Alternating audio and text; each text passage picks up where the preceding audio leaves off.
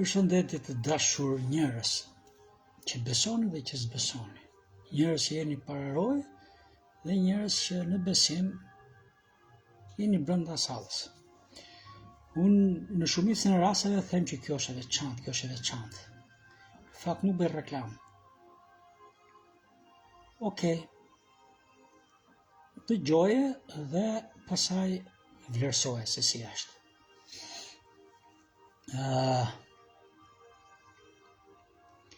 Lavdi Zotit që Biblia në vitin 2025 se cili nga ne e kanë shtëpi, flas për ata që besojnë, në forma të ndryshme botimesh. Botimi nga botimi merret me gjethet, me përmasat e gjethave. Të gjitha botimet, trungun, degët i kanë një lloj. Unë në përgjithësi, ku flas, nuk jam ai teologu i spikatur që merr fjalët ansore dhe thot kjo është gabim, kjo është e saktë. Sepse kam kuptuar që bashkë me gabimet e veta që kam përkthimet, duke qenë se trungu dhe degët janë përshëmbari, nuk kanë lëvizur, bashkë me frymën e shenjtë që na ka rilindur, ne mund të ecim 100% siç Zoti do. Madje mund të them që shumica e teologëve që merren me gjethet, unë them po pse nuk merren me mëkatin që po bërtet mes nesh. A kemi arritur në gjendjen që i kemi flokët e rregulluara dhe na kanë mbetur vetëm vetullat për t'i sistemuar? Imagjinoni tani, djerse, palare, po shtetet sa gjëra. Morra dhe e tjera në kokë, edhe vetullat xicë. Kjo është ashtu të merresh me gjethet e të lesh trungun. Ndërkohë që mirë është mesh edhe me vetulla, kur çdo gjë pasaj flokët e lara të rregulluara. Kështu që nuk jam për mos vazhduar të përmirësojmë përkthimet, por personat e rilindur edhe me Biblën më të keq përkthyer din të ecin para Zotit siç duhet. Tani pse po them unë lavdi Perëndis që Biblën e kemi në mesin ton? Sepse është sfiduese, është lajmëruese dhe nuk na le të justifikojmë vaktësinë tonë në krahasim me atës që Shkrimi thotë se jemi. Këtë mos e harro. Bibla nuk lejon të justifikojmë vaktësinë tonë në krahasim me atë që Shkrimi thotë se jemi. Nëse keni vëre, unë nuk hap Biblën për të gjetur vende ku Shkrimi thotë, fjalët e mia ja ku i ke për të gjetur në Bibël referencat biblike. Notanis tani ndryshe, ose po e nis në një formë konkrete. Unë nuk e di, ti gërmo dhe kërko, se sa kushtonte tempulli i Salamonit.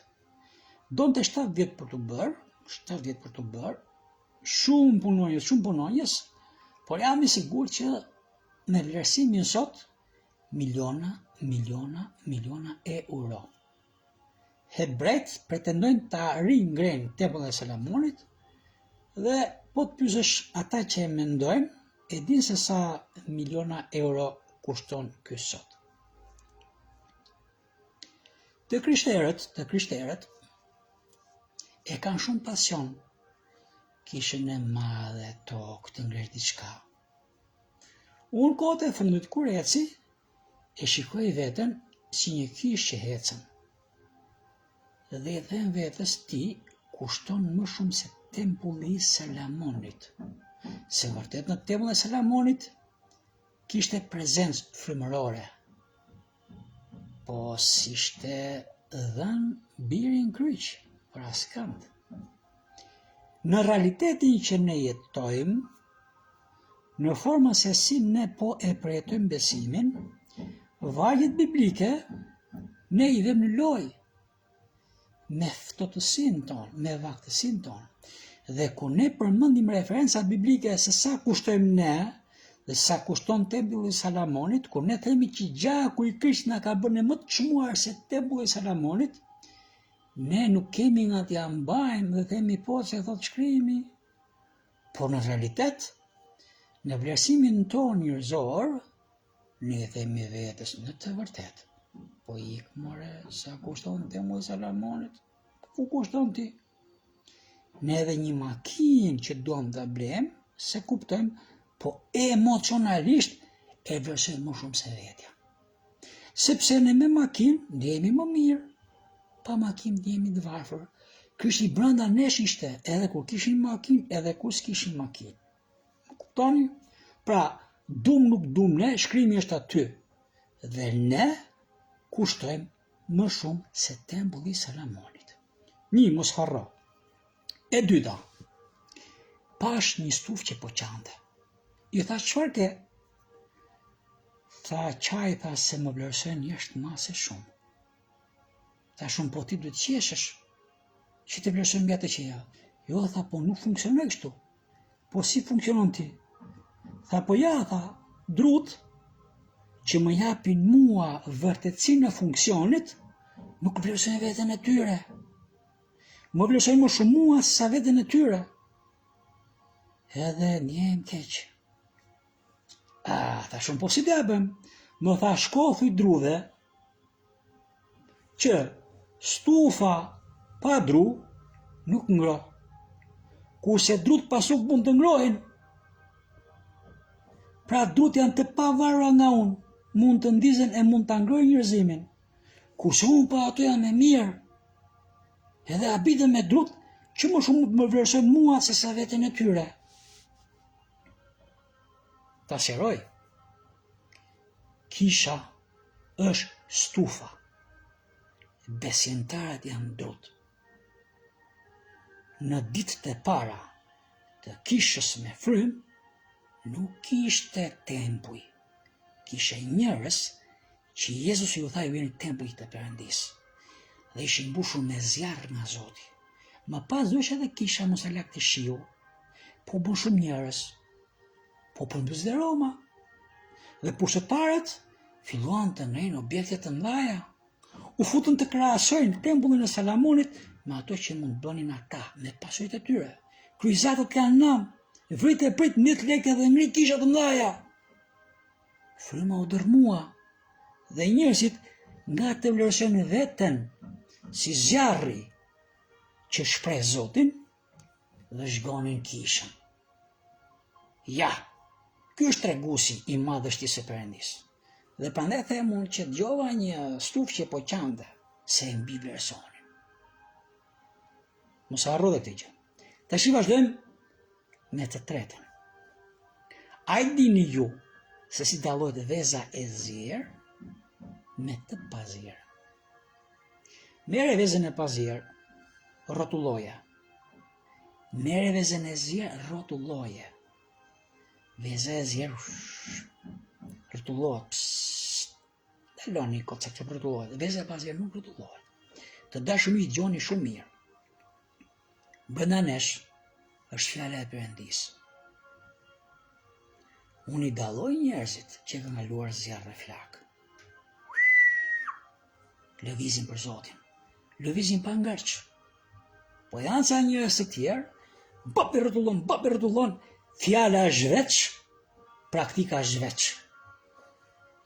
Janë larguar zjarreve dhe sprovave dhe fjala nuk është bërë njësh në jetën e tyre. E dini ju që kur vezën e zijem, heqim lëvoshkën dhe e hajmë pa lëvoshkë. Fjala e Perëndis brenda nesh.